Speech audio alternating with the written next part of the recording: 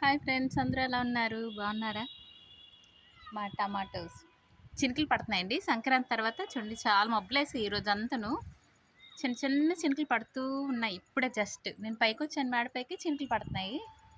So మిరపకాయలు తీద్దాం అనుకున్నాము. ఈరోజు అయితే మిరపకాయలు తీసానండి, చాలా తీసాను. ఇంకా చాలా చాలా వస్తున్నాయండి.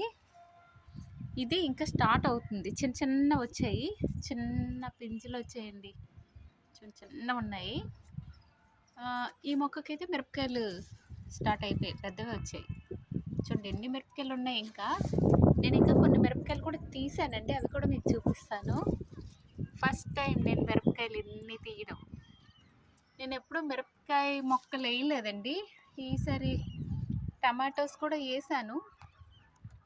చూడండి ఇలాగ వచ్చాయి టమాటీలు, కానీ కొంచెం పోతున్నాయి. అందుకని నేను పెద్దగా కూరగాయలు అయితే ఎప్పుడు వెళ్ళలేదు. నాకు పువ్వులు అంటే చాలా ఇష్టం, ఎప్పుడు ఇవే వేస్తున్నాను.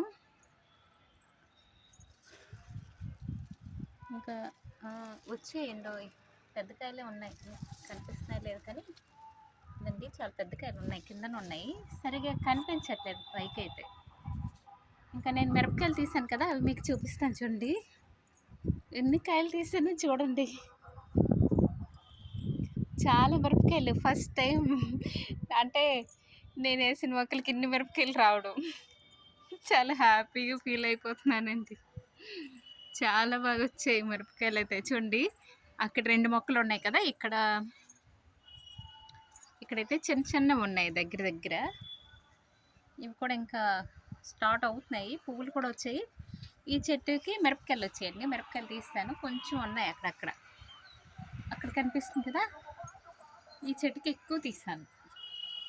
పూత అయితే అయిపోయిందండి, చిన్నవి ఉన్నాయి, ఇంకా చిన్నవి అయితే వదిలేసాను. ఇది మా మిరపకాయలు టమాటోస్ ఈసారి వేసానండి నేనైతే గార్డెన్లో. నాకు చాలా హ్యాపీగా అనిపించింది ఇన్ని మిరపకాయలు తీయడం.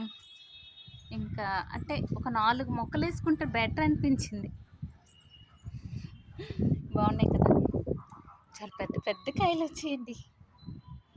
సరే ఎంత బాగున్నాయో, బలంగా వచ్చాయి,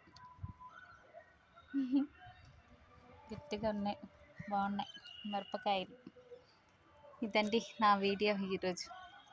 ఈ వీడియో కానీ నచ్చితే లైక్ చేయండి, షేర్ చేయండి, సబ్స్క్రైబ్ చేయండి ఫ్రెండ్స్. Bye bye.